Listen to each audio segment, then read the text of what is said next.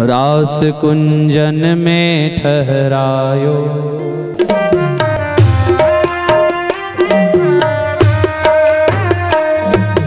गोकुल में देखो वृंदावन में देखो है, गोकुल में देखो वृंदावन में देखो बंशी बाजे रे।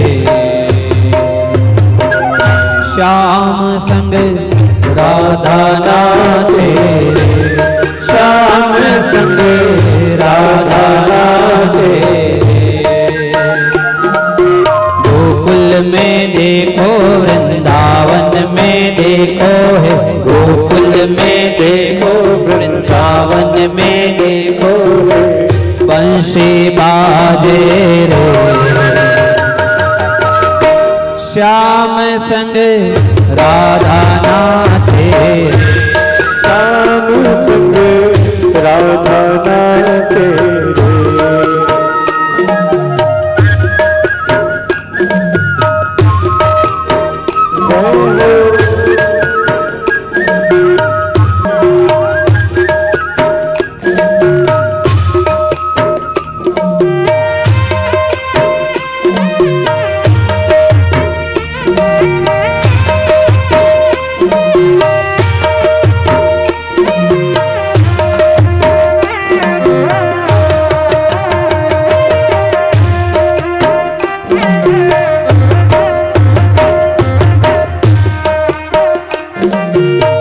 छम छम नाचे राधा रानी, सुनकर मीठी मुरलिया। छम नाचे राधा रानी, सुनकर मीठी मुरलिया। राम छवि पे सब बलिहारी, गोपी ग्वाल उड़ गैया। राम छवि पे सब बलिहारी, गोपी ग्वाल उड़ गैया। सरल सरल चाले रे मधुरपुर वैया, सरल सरल चाले रे मधुरपुर वैया।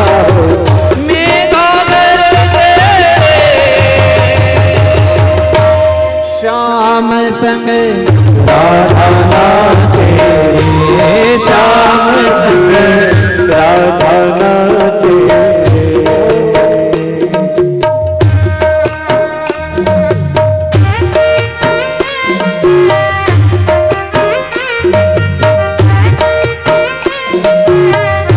श्री राधे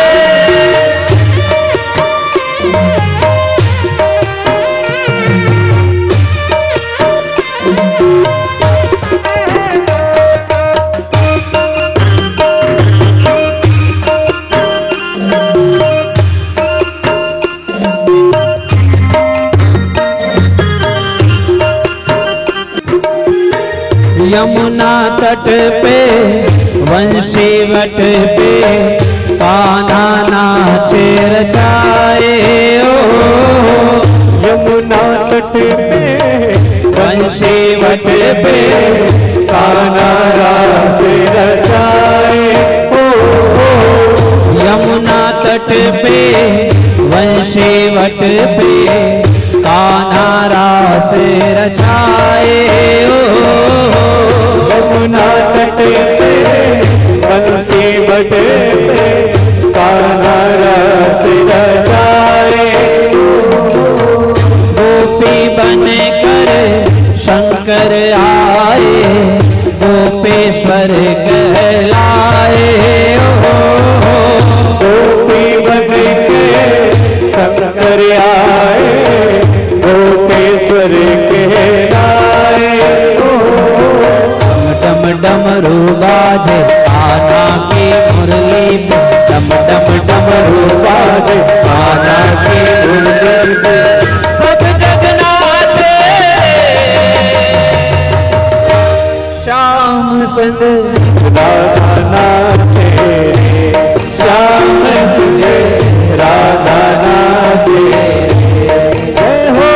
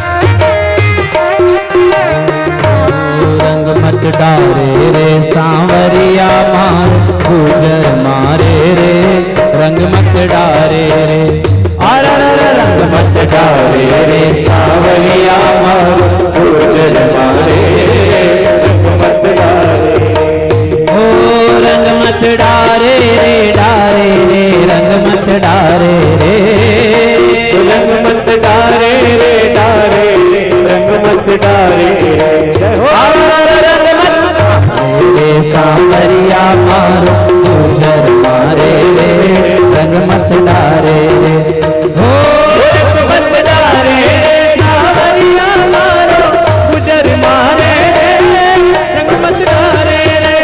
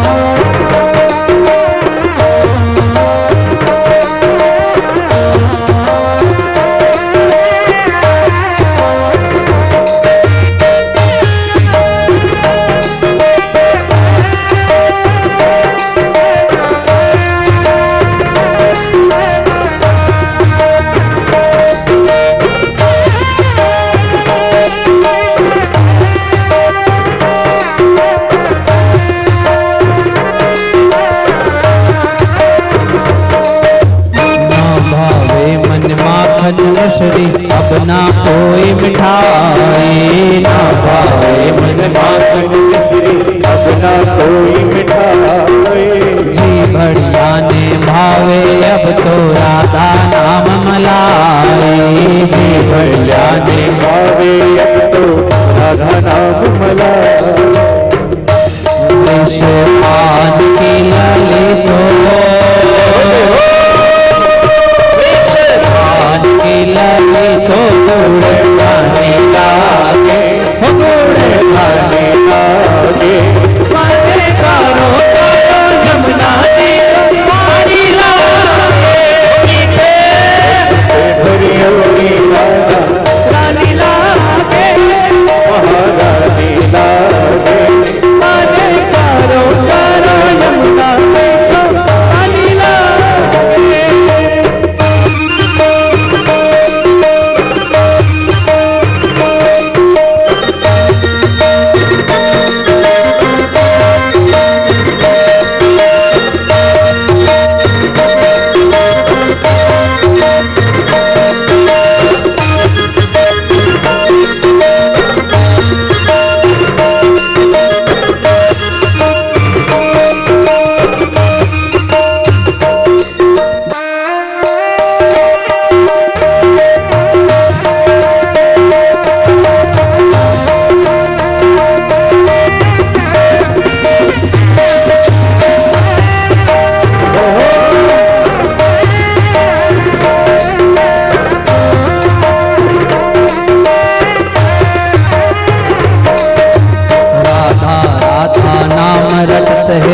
नर आठोया,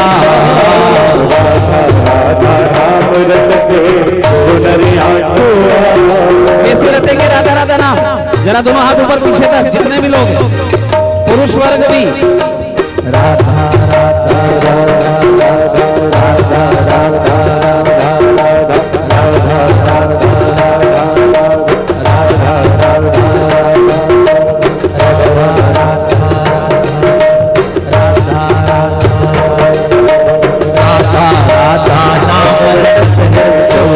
आठोया, राधा राधा नाम रटते नर आठोया। की बाधा दूर करत श्री राधा राधा नाम, की बाधा दूर करत श्री राधा राधा राधे।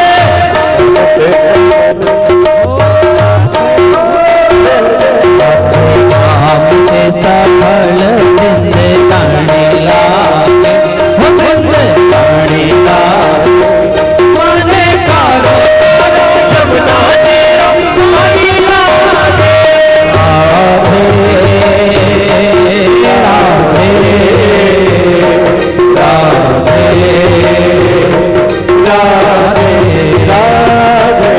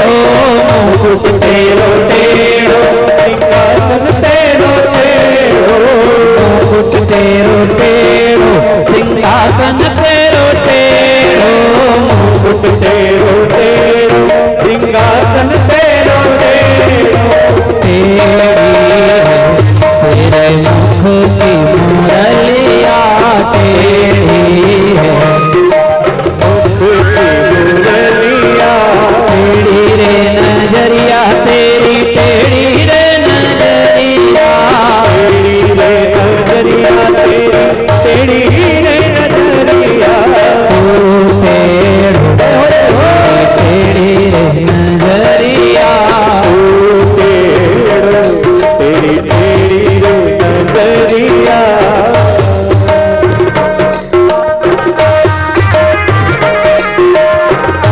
श्री राधे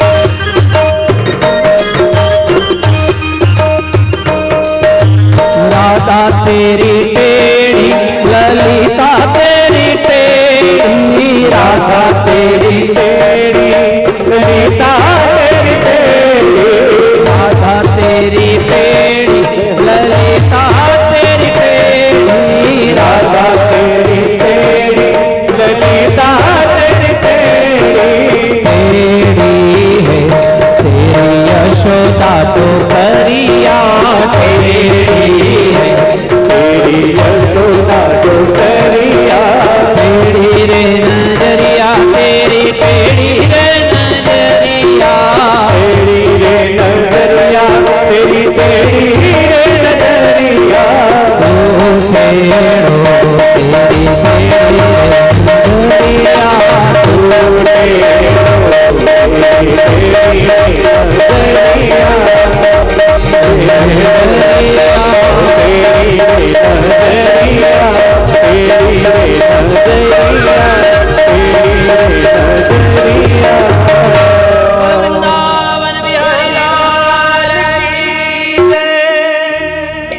राधा राधा नाम रटत है जो नर आठोया तिनकी बाधा दूर करत श्री राधा राधा नाम राधे नाम से सफल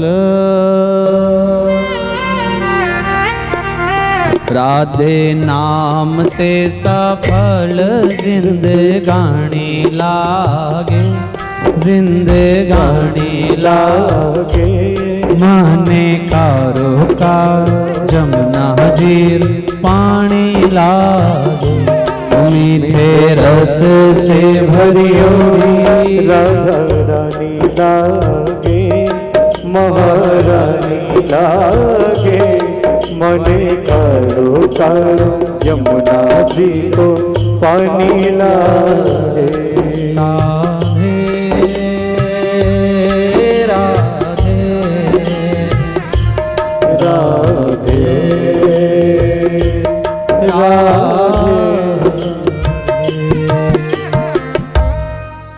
हाँ बोल वृंदावन बिहारी लाल की जय।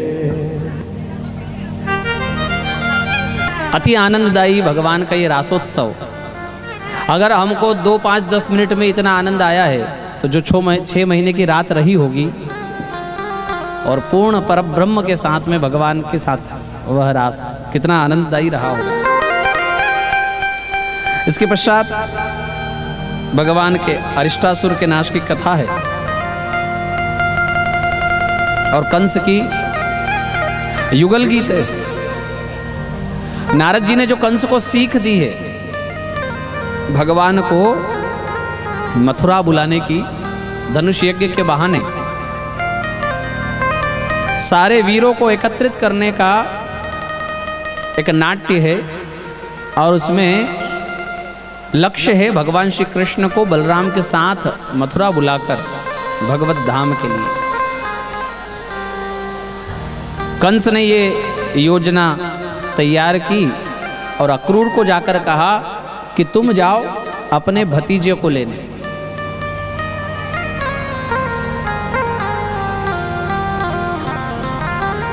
अक्रूर ने पहले तो मना किया, जैसे मारीच, रावण मारीच के पास जाता है और मारीच को कहता है कि तुम सोने का मृग बनो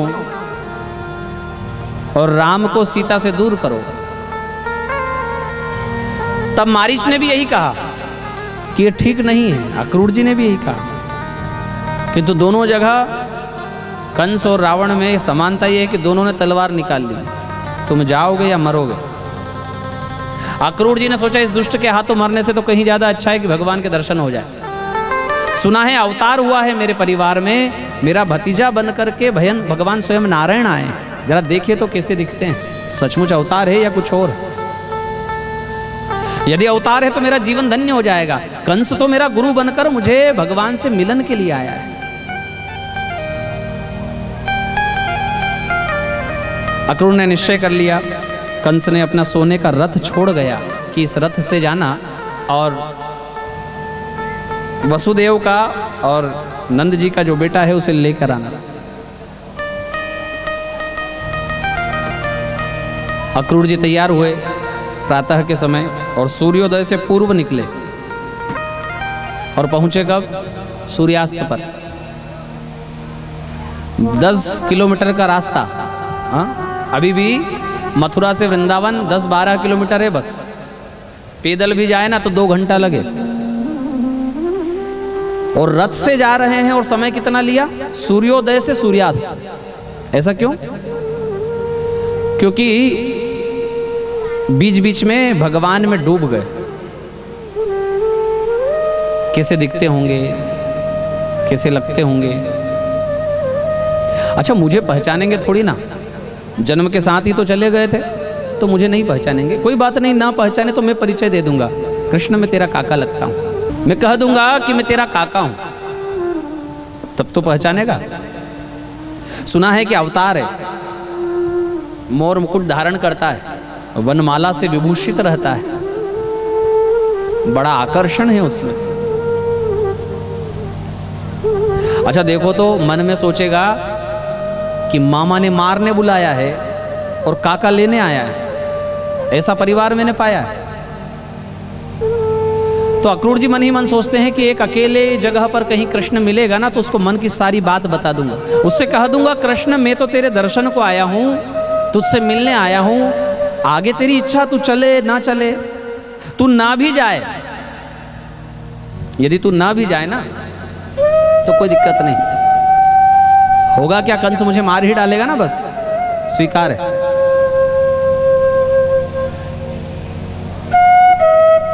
ऐसे विचारों में डूबते हुए रथ रुक जाता था। गाड़ी घेरने के लिए, ड्राइव करने के लिए, रथ हाँकने के लिए ड्राइवर का मन एकाग्र चाहिए। और यदि ड्राइवर का मन एकाग्र नहीं है तो या तो गाड़ी टकरा जाएगी या बैलगाड़ी या घोड़ा गाड़ी हुई तो रुक जाएगी।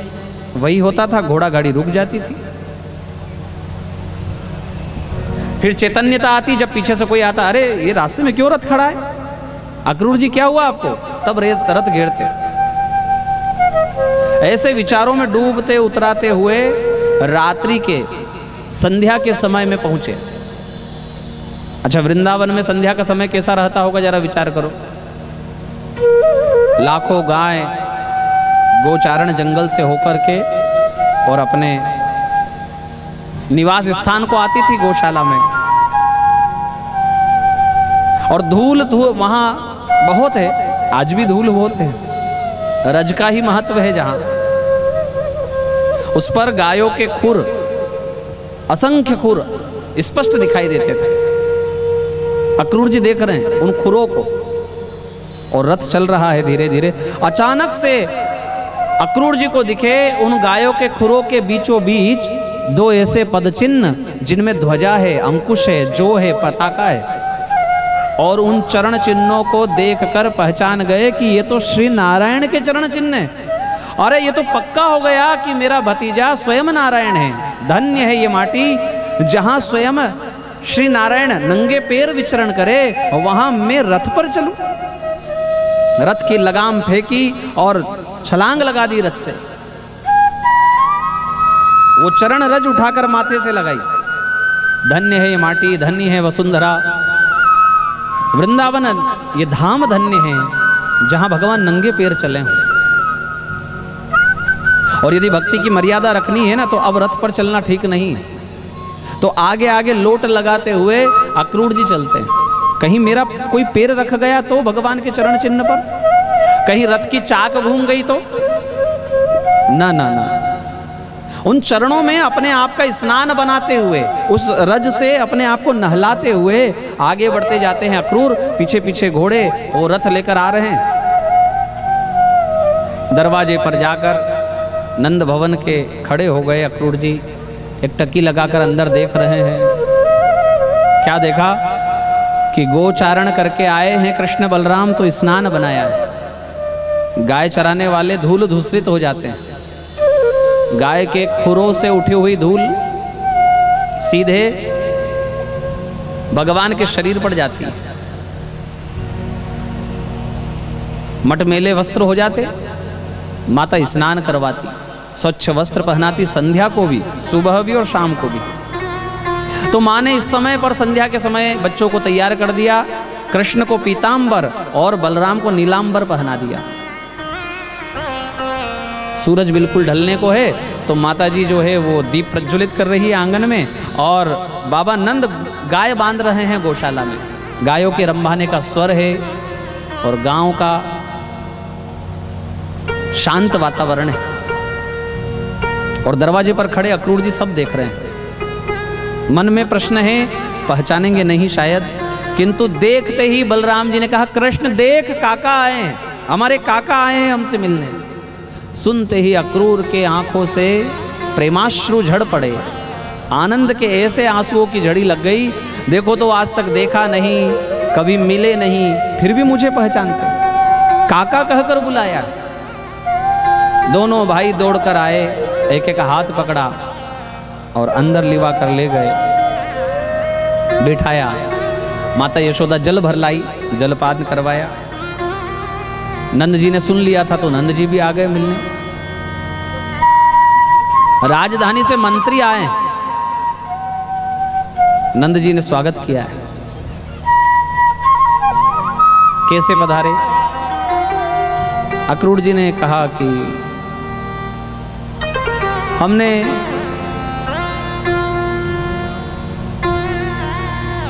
राजधानी में कंस के कहने से एक यज्ञ रखा है, नाम है धनुष यज्ञ, और उस धनुष यज्ञ में प्रतियोगिताएं हैं। मल्ल युद्ध की प्रतियोगिता है, वीरों के बीच में युद्ध है, और उस वीरों की सूची में सर्वप्रथम नंबर पर, प्रथम अंक पर जो नाम है ना, वो है कृष्ण बलराम। सुनकर नंद जी को बड़ा आनंद हुआ, और किसी पिता को तभी आनंद होता है जब उनके बच्चों का नाम दूर तक गुंजायमान हो, दूर तक सुना जाए उनका नाम, पिताजी को अच्छा लगता है। और इसका निश्चित पहलू है कि भगवान को अब जाना पड़ेगा, मथुरा जाना पड़ेगा। कृष्ण जाएंगे ये सोचकर भी यशोदा जी को अतिशय पीड़ा हुई। दरवाजे के पीछे खड़ी है, बुढ़ापा आया है किंतु आज तक अनुभव नहीं हुआ। कथा तो कहती बुढ़ापे में संतान हुई, किंतु आज तक बुढ़ापे का अनुभव नहीं, क्योंकि दौड़ दौड़ कर कृष्ण के लिए काम करना है, माखन बनाना है, उसे सजाना है, उसे तैयार करना है, उसकी विभिन्न प्रकार की मालाओं को पिरोना है, उसके बाजूबंद, उसके पायल, उसके करधनी की व्यवस्था करनी है। वो आएगा संध्या को तो उसके माखन की व्यवस्था करनी है, उसके लिए जल गरम करना है स्नान हेतु। इतने इतने कार्य माता ने अपने आप के लिए ढाल लिए थे कि बुढ़ापा कब आया नहीं, किंतु आज कृष्ण चला जाएगा इतना सुना, बस अचानक से हाथ धूजने लगे, आंखें पथरा गई और आंखों से अश्रुधार बह चली, हाथ से जल का पात्र गिर गया, बहुत बड़ा घूंघट कर लिया, कोई देखे नहीं, कहेंगे कि मेहमान की अगवानी ऐसे होती है, रोकर कोई देखे नहीं, इसलिए आंसू छिपा लिए माँ ने अपने। भोजन बनाती है सबके लिए और रोटियां चूल्हे में सेकते हुए कभी कभी तो अंगारा भी हाथ में आ जाए तो जलन नहीं कर पा रहा है, क्योंकि हृदय की पीर उस अंगारे की जलन से भी अधिक है। कृष्ण का विरह सोचकर भी माता को इतना दुख हो रहा है, जब ये विरह होगा तब क्या होगा। सबको भोजन कराने वाली आज स्वयं भूखी रही, कुछ नहीं खाया। एक भार है यशोदा के मन पर कि कृष्ण जाएगा, और एक भार है अक्रूर के मन पर, कृष्ण मुझे गलत ना समझे। मैं लिवाने जरूर आया, किंतु उसकी इच्छा वो चले ना चले, किंतु कैसे कहूं सबके बीच में, कहीं अकेले में मिले तब। और ऐसा अवसर भी मिला कि एक कक्ष में भगवान अकेले खड़े हैं। अक्रूर जी दौड़ कर गए, पीछे पलट कर देखा कोई आ ना जाए, और बहुत कुछ कहना चाहते थे, अपनी मजबूरी बताना चाहते थे, कंस के साथ क्यों रहते हैं ये बताना चाहते थे, क्यों आए हैं ये बताना चाहते थे। बहुत ज्यादा बोलना हो और समय बहुत कम हो तो अपने आप को अपराधी अनुभव करके अक्रूर जी रोने लगे। बस कंठ अवरुद्ध हो गया, हृदय भर आया, कोई बोल नहीं निकला मुख से। रोना इतना आया कि बहुत प्रयास के बाद भी शब्द नहीं निकलता है। तो चरणों में गिरने लगे भतीजे के। भगवान ने उठाकर अपने हृदय से लगा लिया और कानों में कहा, काका जी चिंता ना करो, कंस को उसकी मृत्यु ने बुलाया है, आपका कोई दोष नहीं। अक्रूर जी ने सोचा, बताओ हमने तो कुछ कहा ही नहीं, हम तो मन में ही विचार कर रहे थे। धन्य है कृष्ण, तू मेरा मन पढ़ता है, मन की बात जानता है। सारा भार जाता रहा अक्रूर जी का, और दिन भर चलकर आए थे, थक गए थे, सो गए। बाबा नंद सो गए। दिन भर गोचारण करके थके हुए बलराम जी सो गए। रोज की तरह मां पर, यशोदा मैया पर एक हाथ डालकर सोने वाले भगवान श्री कृष्ण भी सो गए। किंतु रात भर लाला का मुखड़ा देखती रही यशोदा जी, रोती रही, और इतनी सावधानी से रो रही है कि कोई आंसू कृष्ण के कपोल पर ना गिर जाए, उसकी नींद भंग होगी। ऐसी सेवा, मां होकर के जो सेवा यशोदा ने की है, बड़े बड़े देव भी ऋणी है। रोती है किंतु उसका पता तक नहीं चलने देती। रात भर कृष्ण के बालपन को याद करती रही, उसकी माखन चोरी की लीलाओं को याद करती रही, उसके नटखट, ऐसी भगवान की अदाएं, भगवान का झुकना, भगवान की दंतुलियां, भगवान का हंसना, दौड़कर माँ की गोद में आना, एक एक बात माँ को बहुत रुलाता है। किसी माँ से उसका बेटा दूर हो ना तो ये स्थिति वो माँ जानती है। रात में ही सूचना हो गई, सोने का रथ आया है। पूरे गांव में पता पड़ गया। क्यों आया है? तो बोले कृष्ण को लिवाने आया है। गोपियों ने मन में ठान लिया, जाने नहीं देंगे। एक दूसरे से चर्चा करने लगी, क्यों री तूने सुना? बोले हाँ सुना। जाने देगी कृष्ण को? तो बोले क्या करेंगे? बोले अभी चलते हैं हम नंद भवन, और अभी जाकर कहते हैं कि कृष्ण नहीं जाएगा। तो एक कहती है इतनी रात में, इतनी रात को जाएगी? अरे लोकलाज भी तो कोई चीज है। तो दूसरी कहती है कि हमारे प्राण ही जा रहे हैं और तुझे अभी लोकलाज की पड़ी है। जब इस शरीर को प्राण ही नहीं रहेंगे तो लोकलाज को बचाकर भी क्या करेगी? रात भर गोपियां रोती है। राधा जी को पता पड़ गया, और तो छोड़ो वानरों को पता पड़ गया, गौ माताओं को पता हो गया कि कृष्ण जाएंगे, मयूर को पता हो गया, कोयल। ऐसा उदासी का वातावरण चारों तरफ। प्रातः का समय हुआ, लोगों के घर दही मथने की आवाज तक आने लगी, और सबको उठाने वाली यशोदा आज सोई है। सोने का अभिनय कर रही है, आंखें तो खुली है, लेटी है। नंद जी कहते हैं यशोदा क्या आज सोती ही रहेगी? अरे देख तो, सूरज चढ़ाएगा, तेरे लाला को जाने में श्रम होगा। तब यशोदा जी जागी, घर का काम निपटाकर कृष्ण को जगाने आई। रोज लोरी गाकर जगाने वाली यशोदा आज कोई बोल होठों पर नहीं है। भगवान को स्पर्श करने गई, उससे पहले ही एक आंसू टपक गया भगवान के कपोल पर। तो जागे भगवान, अरे मैया कितना समय हो गया, तूने जगाया ही नहीं। बिना बोले घूंघट बड़ा सा करके गोद में लिया लाला को। 11 साल के हो गए भगवान, गोद में लिया यशोदा जी ने और अपनी गोद में बिठाकर स्नान करवाती है, बाल बनाती है, पीतांबर धारण करवाती है, एक एक मालाएं पहनाती है, आंखों में काजल पुरती है, एक जूड़ा बनाकर उस पर मयूर पिच्छ लगाया, अनेक प्रकार की मालाओं से भगवान को सजाया, वन माला, तुलसी माला, कमल पुष्पों की माला। इतनी मालाओं से भी भगवान का मन नहीं भरा तो भगवान ने कह दिया, मां मेरी गुंजा माला कहां है? गुंजा माला एक दूसरे कक्ष में थी, यशोदा जी दौड़कर लेने गई गुंजा माला। अपने प्रिय की माला है ना, तो हृदय से लगा लिया, यहां कौन देखने वाला, कक्ष में कोई है नहीं,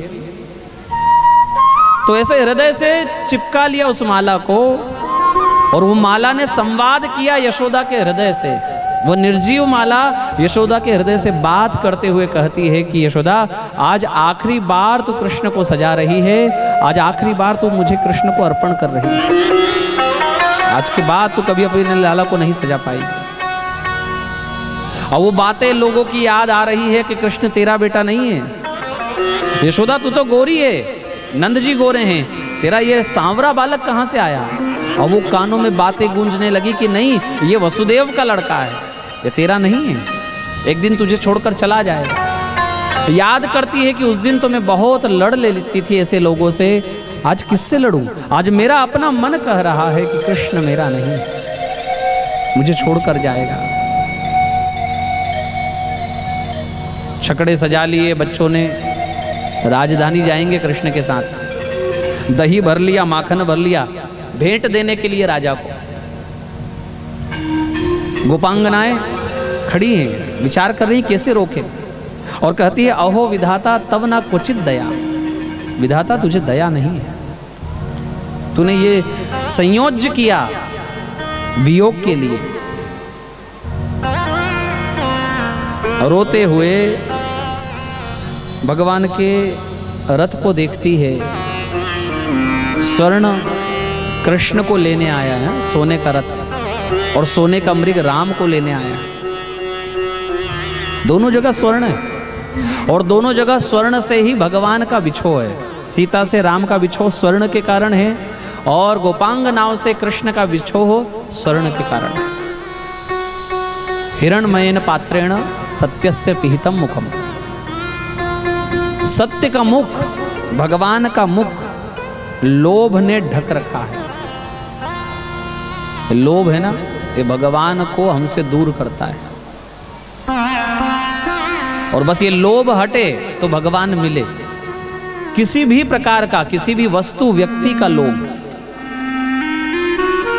सीता जी को हिरण चाहिए था सोने का, राम जी से बिछो हुआ, और अब अक्रूर के द्वारा ये स्वर्ण रथ आया है जो कृष्ण को गोकुल से वृंदावन से ले जा रहा है। माता जी ने काली मटकी में माखन तैयार कर दिया, एक पोटली बांध दी भगवान के वस्त्रों की, अपनी तरफ से पूरी तैयारी कर दी, रथ पर चढ़ा दिया। बाबा नंद रथ पर चढ़ गए, बलराम जी चढ़ गए, भगवान कृष्ण चढ़ गए। पहला तो एक कार्य गोपियों ने किया कि रथ के आगे लेट गई, बिना बोले, कुछ बोलती नहीं।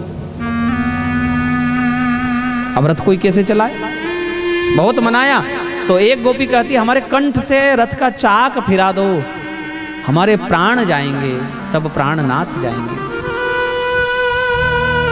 ऐसे लोगों को कैसे उठाया जा सकता है, ऐसे लोगों को रास्ते से कैसे दूर करोगे? किंतु आपको आश्चर्य होगा, एक ही लाइन में, एक ही वाक्य में वो सारी गोपियां उड़ गई। नंद जी ने कहा हाँ ठीक है गोपियों, तुम्हारे प्राण रूप में कृष्ण हैं, हम समझते हैं, किंतु ये जो तुम लेटी हो ना आगे, देर हो रही है, सूरज चढ़ जाएगा, फिर तुम्हारे कृष्ण को जाने में पसीना आएगा। कोई बात नहीं, लेटी रहो। इतना सुनकर तो गोपियों ने मार्ग दे दिया। उठकर खड़ी हो गई, हाथ जोड़कर कहती है, बाबा हम जीवन भर रोएंगी, कृष्ण कृष्ण पुकारेंगी, किंतु हमारे लाला को पसीना भी आए ये हमको सहन नहीं है। तत्सुख के लिए जीने वाली गोपियां, भगवान प्रसन्न रहे, हमारा क्या, हम तो रोएंगे, विरह में भी रहेंगी, किंतु लाला प्रसन्न रहे। रथ चलने लगा, रथ को पकड़कर माता यशोदा चलने लगी।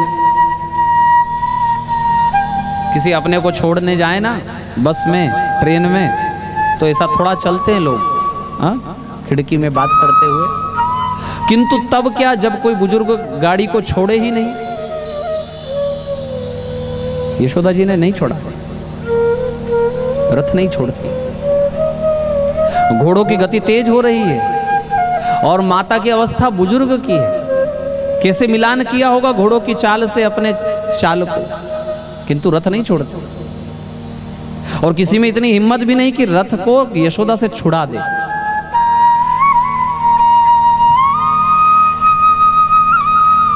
तब भगवान को लगा मुझसे कुछ कहना चाहती है मां, रथ रुकवाया। यशोदा जी कहती है, अक्रूर जी देवकी को कहना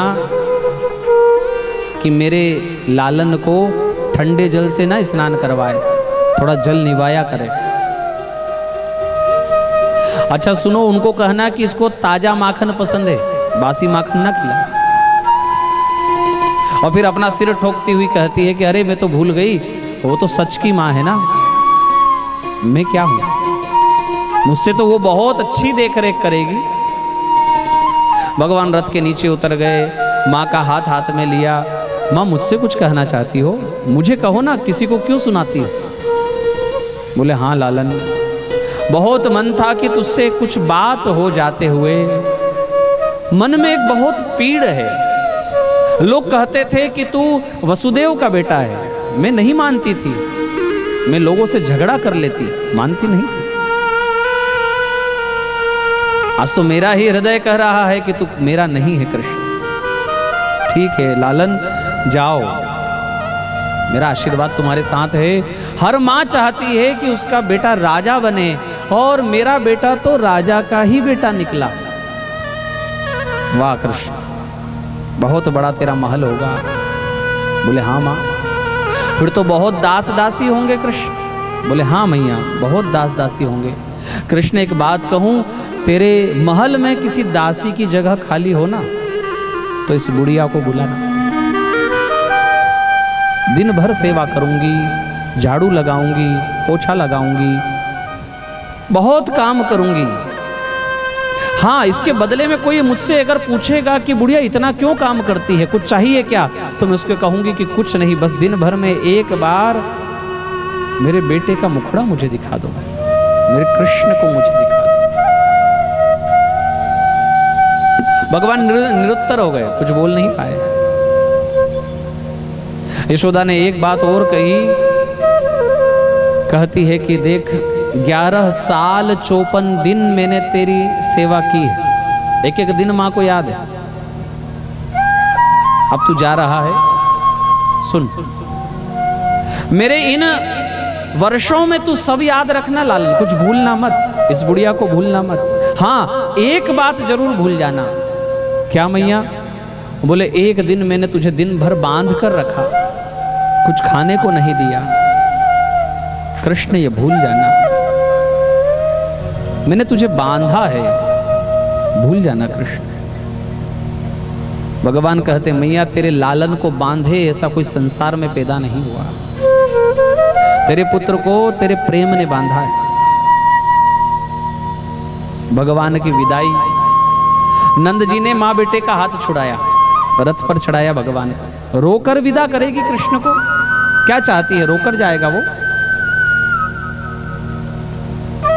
रथ चलने लगा और आगे यशोदा, पीछे सब गोपियां उस रथ को देख रही है, जाते हुए देख रही है। लिखा है यावद आलक्ष्यते केतुम, क्या प्रतीक्षा है जब तक उस रथ की ध्वजा दिखाई दी तब तक सब खड़े रहे।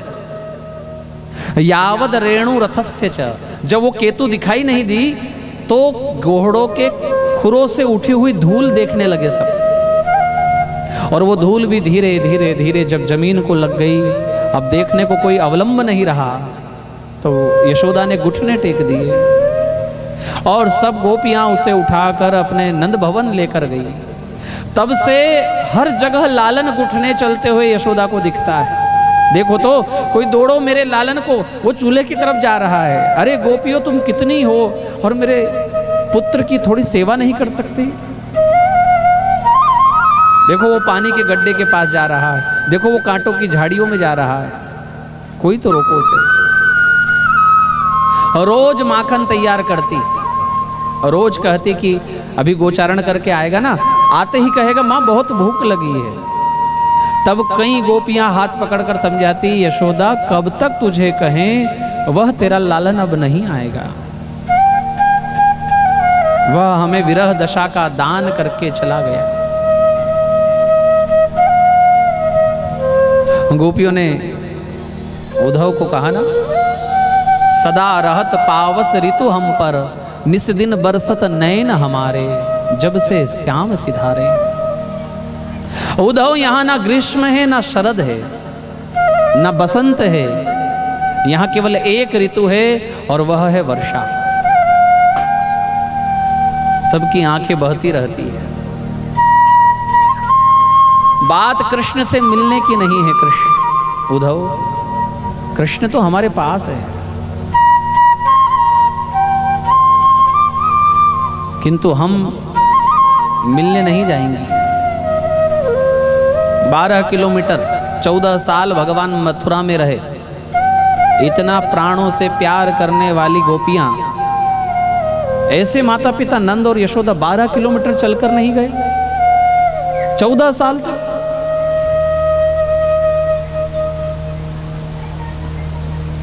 भगवान को कभी याद नहीं आई कि जिसने अपने मुंह का ग्रास निकाल कर दे दिया।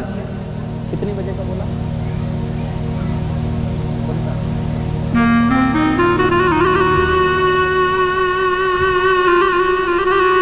यशोदा जी ने इतना प्रेम किया।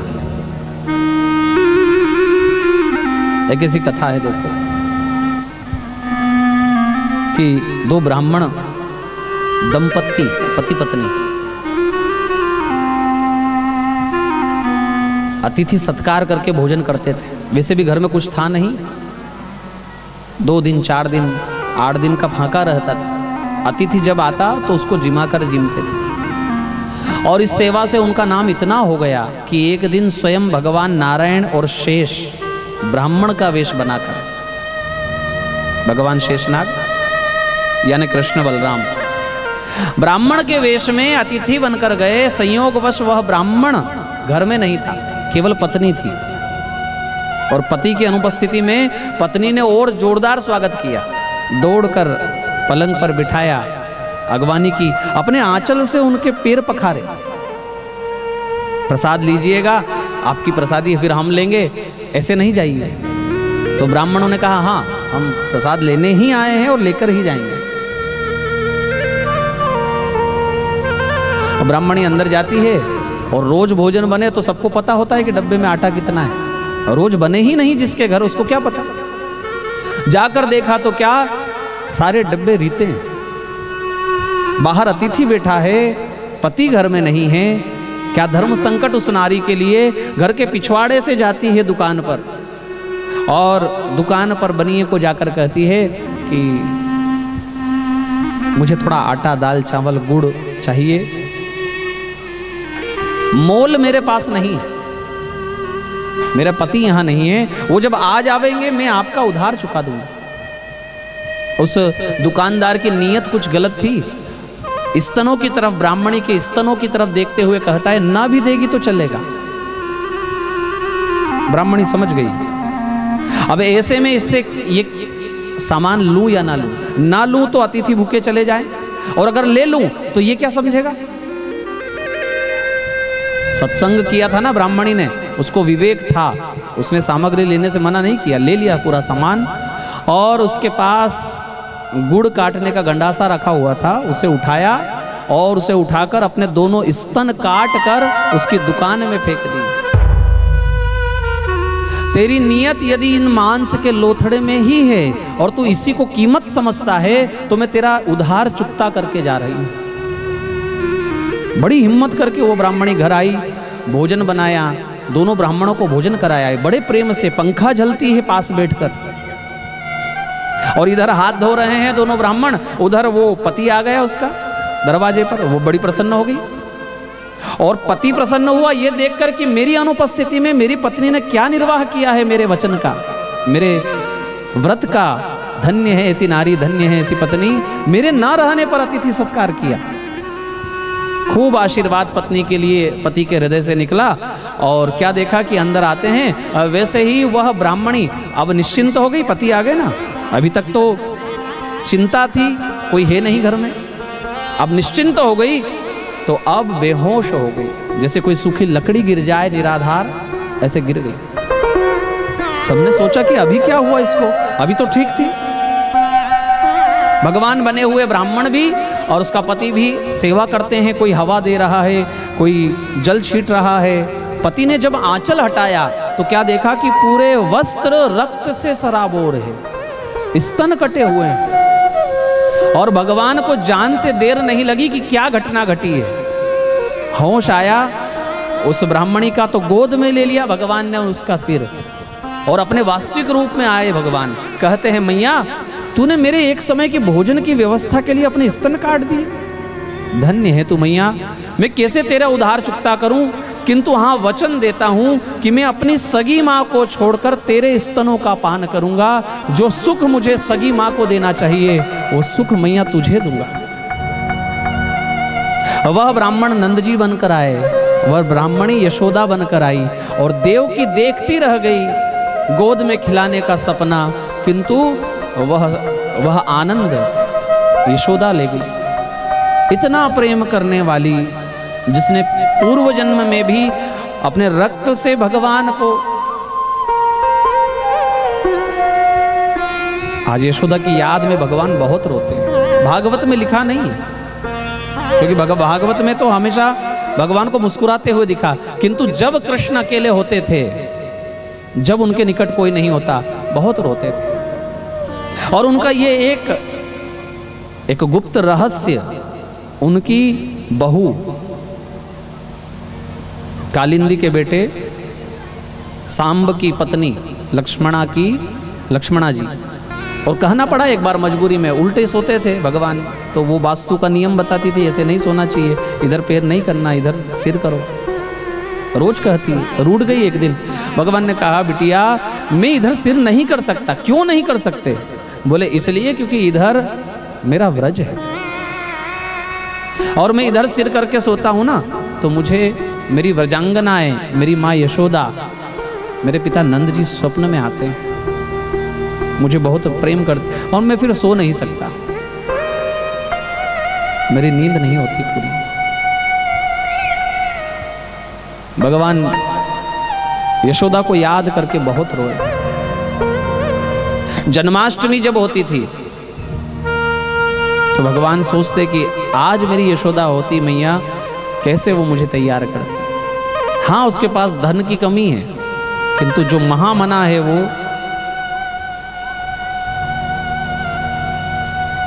उद्धव जी को राधा जी ने जो मार्ग बताया ना नंद भवन तक जाने का, बोले उद्धव यहाँ आकर के कोई नंद भवन का मार्ग पूछा नहीं करता है, क्योंकि ये जो जल की धार आ रही है इसके सहारे चले जाओ, यह कोई पानी नहीं है, ये कोई जल नहीं है, ये यशोदा के आंसू है जो निरंतर बहते हैं, प्रवाहमान है।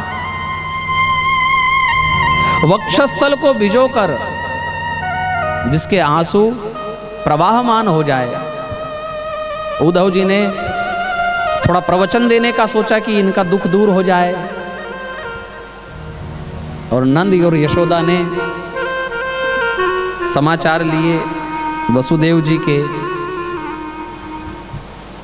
देवकी के, समाचार लेना चाहते हैं कृष्ण के, किंतु पहले किसकी बात की? देवकी, वसुदेव, मथुरा कैसी है, वहाँ के मंत्री कैसे हैं। ऐसा क्यों किया? क्योंकि यदि शुरू में ही कृष्ण का नाम होठों पर आ गया तो पूरी रात रोने में निकल जाएगी, हम कुछ पूछ नहीं पाएंगे। इसलिए इधर उधर की बात करके पहले मन को समझाया, फिर बहुत धीरे से यशोदा कहती है मेरा लालन कैसा है उद्धव, वो मुझे याद करता है। एक बार मेरे लालन ने मटकी फोड़ी, तब मैंने उसे सजा दी। एक बार तो उसने बंदरों को माखन खिलाने में उखल पर चढ़ गया और ऐसे कृष्ण कथा सुनाते सुनाते सुबह कर दी। ब्रह्म मुहूर्त हो गया, प्रवचन देने आए थे उद्धव जी और प्रवचन देने लगी यशोदा। ब्रह्म मुहूर्त में उद्धव जी ने निश्चय कर लिया कि मां, यदि कोई संसार के दुख में रोए तो कृष्ण कथा सुनाकर उसे चुप कराएं, किंतु जो कृष्ण में ही रोए उसको कौन सी कथा सुना करके मैं चुप कराऊं। तेरा रोना ठीक है मैया, हमारे हंसने से, हमारे ब्रह्म ज्ञान से तेरा रुदन ठीक है। जो उद्धव कभी रोए नहीं ना, वो आंसू लेकर गए फिर मथुरा, आंखों में आंसू लेकर गए, शिकायत लेकर गए भगवान के प्रति। वो मधुमंगल जो पेड़ से चिपक गया और कहता है कि उद्धव मैं कुछ नहीं कहूंगा कृष्ण को, कहना कि रूठा है तेरा मधुमंगल, बात नहीं करता है, ना तेरा समाचार उसने लिया है और ना अपना कुछ समाचार दिया है, कहना कि वो तुझसे बहुत रूठा है, यदि तुझे मनाना चाहता है तो तुझे ही जाना पड़ेगा। ऐसे ऐसे गोपांगनाओं के, मित्रों के और माता पिता के समाचार लेकर उद्धव जाते हैं।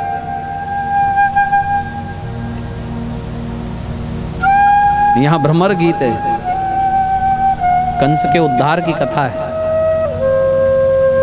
भगवान ने जो कंस का उद्धार किया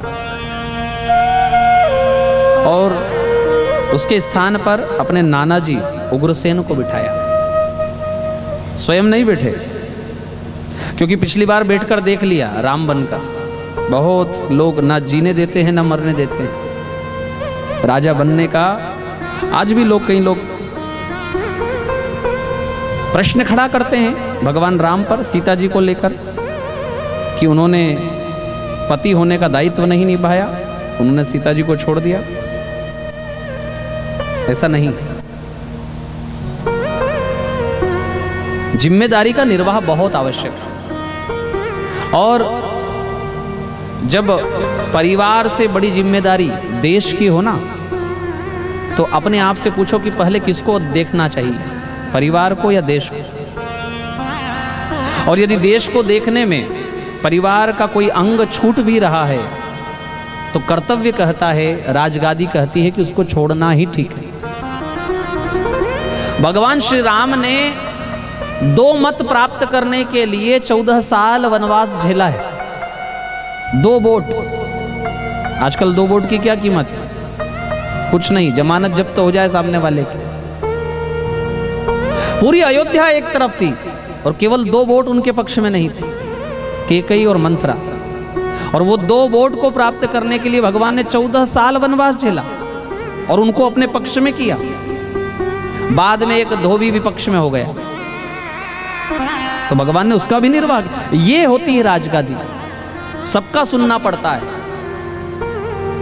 विपक्ष का भी सुनना पड़ता है, कोई क्या कह रहा है उसको समझना पड़ता है। इसलिए भगवान ने सीता जी का त्याग किया है, किंतु हृदय से नहीं। अच्छा, जिसका त्याग किया उसको शिकायत नहीं, तो आज के लोगों को क्या शिकायत है? हाँ, सीता जी ने कभी शिकायत नहीं की। आज के लोग यूं ही कहते हैं ना, आधी रोटी में दाल लेने आते हैं, हमारे यहाँ की कहावत। कुछ पढ़ा नहीं, कुछ लिखा नहीं, कुछ समझा नहीं, कथा को जाना नहीं, कथा को माना नहीं, और कहते हैं कि गलत किया राम जी ने। अरे भाई, किंतु आज भगवान ने राजा नहीं बने, क्योंकि पता है कि अब अगर मैं राजा बनूंगा तो फिर धर्म में बंधना पड़ेगा, और राजा नहीं बनूंगा तो चाहे जो कर सकता हूं। इसलिए उग्रसेन जी को राजा बनाया।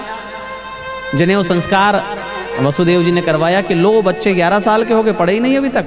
उज्जैन में 64 दिन में 64 कलाएं सीखी। गुरु दक्षिणा में मरा हुआ बेटा गुरु जी को ला कर दिया। कंस की पत्नी थी दो, नाम था अस्ति और प्राप्ति। कंस यानी अहंकार, अस्ति यानी है, प्राप्ति यानी पाना है। बस अहंकार की पहचान यही है, इतना तो है, इतना और पाना है, इतना तो मैंने कर लिया, इतना और जुटा लूंगा।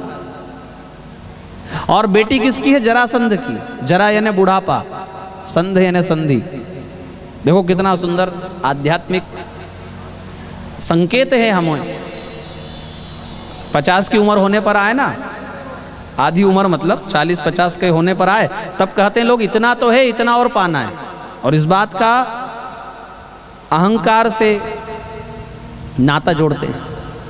तो वो अहंकार तो भगवान ने मार दिया। अस्ति प्राप्ति ने जरासंध से शिकायत की, जरासंध ने आक्रमण किया। और भागवत के 10वें स्कंद के 50वें अध्याय में, कुल 90 अध्याय है, और आदमी की उम्र कितनी? और 50वें अध्याय में जरासंध आक्रमण करता है। मतलब बुढ़ापा कब आता है? 50 का ही माने कम से कम, ज्यादा नहीं तो। किंतु बुढ़ापे से हार कौन मानता है? हमारी माता जी उठकर नाचती है कि नहीं? वो बुढ़ापे से कोई हार मानने को तैयार नहीं। बुढ़ापे में भी झाड़ू लगा देती है, थोड़ा बने तो बर्तन साफ कर देती है। हाँ,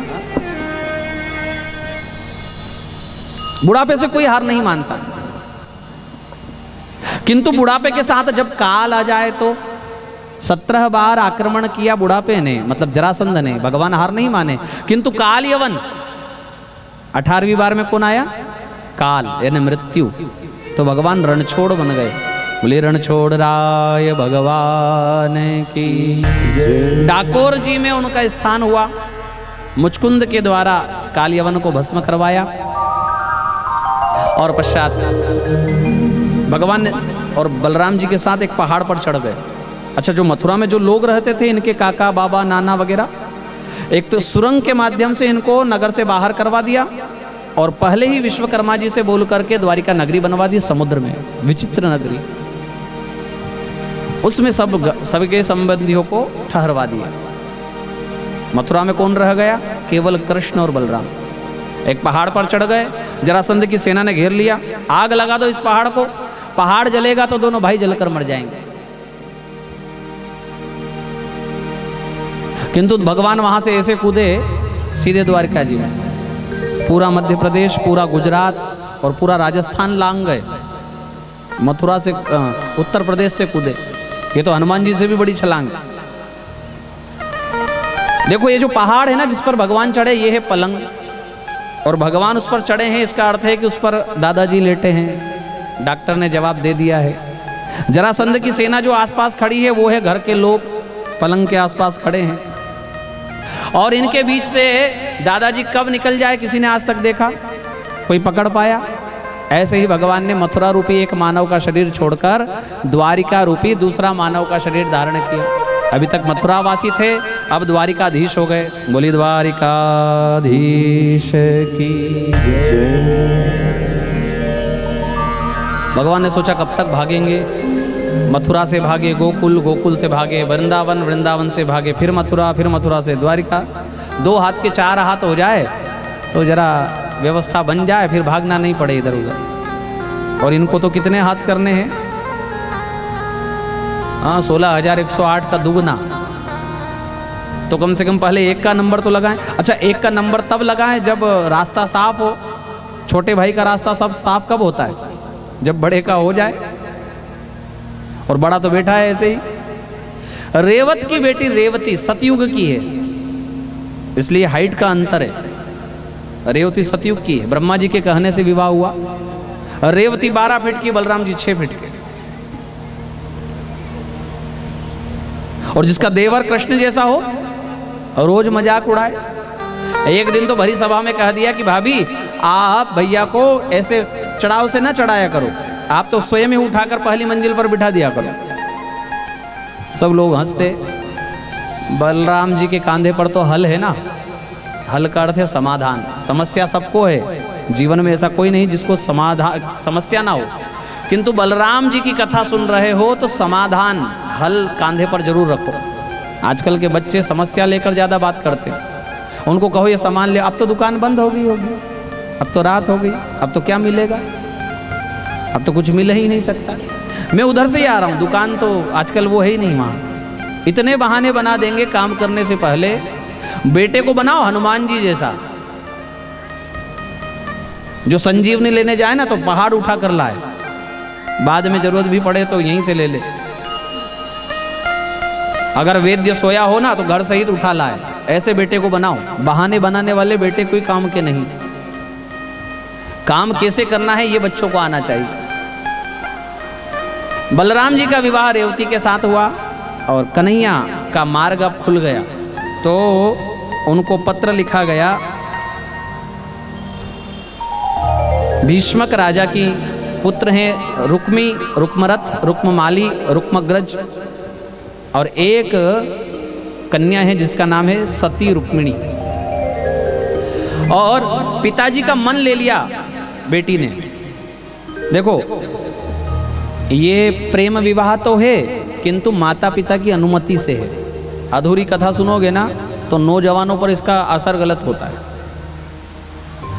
इनके पिताजी राजा भीष्मक ने कहा कि तू तेरे भाई का स्वभाव जानती है, अगर मैंने जिद की तो वो मुझे भी कंस के जैसे, जैसे उसने उसके पिता को बंद कर दिया, बुढ़ापा बिगड़ गया उसका, ऐसे ही मुझे भी मेरा बेटा बंद कर देगा। अब मैं भजन करूं इस बुढ़ापे में या जेल में बंद हो जाऊं?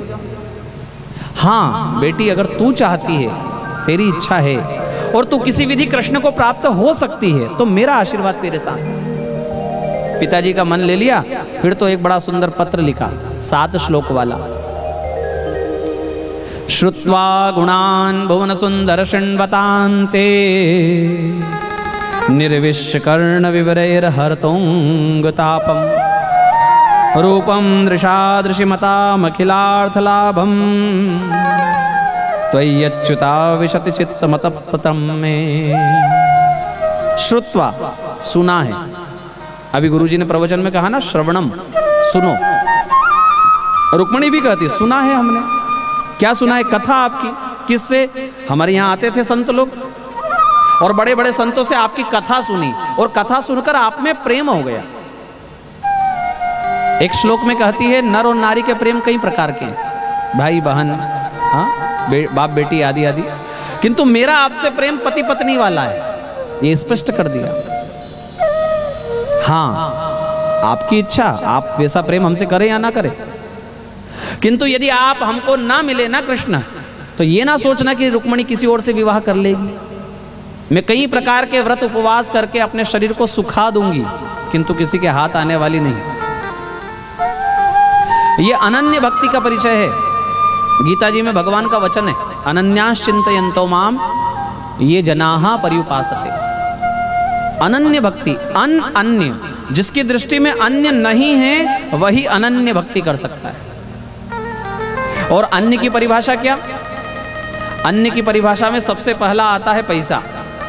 कई लोगों को पैसे से इतना प्रेम है और विश्वास भी पैसे पर करते हैं कि है हमारे पास तो हम सब कर लेंगे, सब देख लेंगे क्या होगा।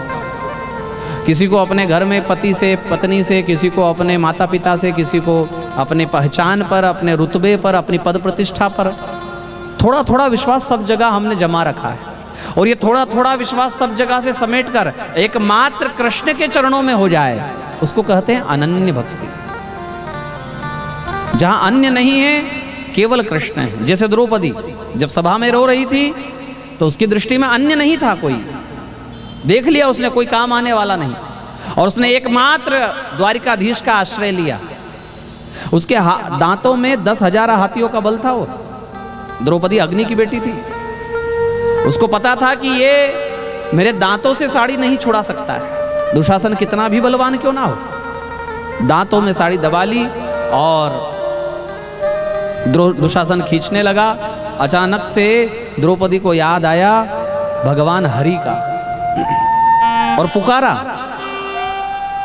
बताओ, दांतों में साड़ी दबी है और कोई पुकारेगा तो क्या होगा? साड़ी छूटेगी या नहीं?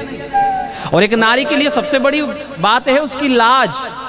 और जो नारी भगवान का नामोच्चारण में अपनी लाज भी छोड़ने को तैयार है, तुरंत भगवान वसन का रूप धारण करके आ गए। ऐसा अवतार धारण किया, भूतो न भविष्य। आपने कच्छप अवतार सुना, आपने नृसिंह अवतार सुना, कपड़े का अवतार लेकर भगवान आ गए। ऐसा अवतार। नारी विच सारी है या सारी विच नारी है, नारी ही नारी है या सारी ही सारी है। पूरा भवन भर गया, दुशासन थक गया, किंतु बहुत सब बातें 7 श्लोक में बता दी मैया ने। पाती बांधी और पाती बांध कर दी सुदेव ब्राह्मण को। सुदेव ब्राह्मण ने जल्द से पहुंच करके द्वारिका पाती दी वासुदेव को। भगवान ने कहा कि पाती पढ़ना बाकी है, आप ही पढ़कर सुना दो। ब्राह्मण ने कहा हम पढ़ें, तो शर्माते हुए वो प्रेम पत्र ब्राह्मण पढ़ते हैं। भगवान ने कहा दारुक को रथ सजाने के लिए पहले सुदेव ब्राह्मण को चढ़ाया, फिर वासुदेव चढ़े, और फिर वो रथ वायु की गति से बहने लगा। पहुंच गया कुंडिनपुर, सगाई की तैयारी हो रही है और शिशुपाल के हाथ में नारियल है, दीपक सामने जला है और भाई तिलक करने आया है रुक्मी।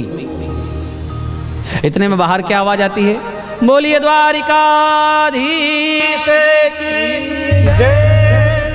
सुनते ही शिशुपाल के हाथ से नारियल छूटा और दीपक पर गिरा। रुक्मी ने कहा ये क्या आप शकुन कर दिया? अरे बोले मेरा भाई आ गया है और तू मेरे भाई को जानता नहीं है, मेरे मामा का छोरा, और वो गैया ना छोड़े, माखन ना छोड़े, कपड़ा ना छोड़े, मुझे डर है कि वो मेरी पत्नी को कहीं लेकर ना चला जाए। और रुक्मी ने कहा तुम ठीक से नारियल पकड़ो, हमने बाहर की व्यवस्था सब बना रखी। और रुक्मी ने बहुत सारे सैनिक रुक्मिणी जी के साथ कर दी। अच्छा, रुक्मिणी जी बड़ी चिंता में, ऊपर तीसरी मंजिल पर तैयार हो रही है, झरोके के पास में उनका ब्यूटी पार्लर है, सामने कांच लगा है। रह रह करके नीचे झांकती है, कोई दिखता नहीं, तो रोती बहुत है। रोने से सारा मेकअप, हाँ, कोई कन्या अगर रोए ज्यादा तो उसका जो वो श्रृंगार है विवाह वाला वो कैसे टिकेगा? माता जी आई और कहने लगी कि अरे सखियो तुमको इतना नहीं बनता है, तैयार नहीं कर पा रही। बोले तेरी कन्या रोती बहुत है, हम क्या करें?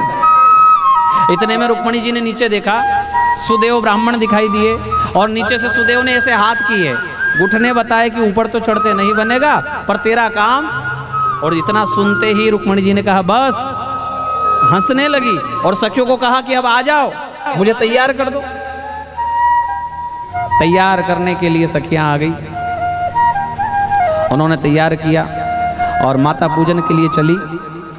जैसे सीता जी गई ना जगदम्बा के मंदिर, ऐसे भागवत में रुक्मिणी जी भी माता जी के मंदिर जाते।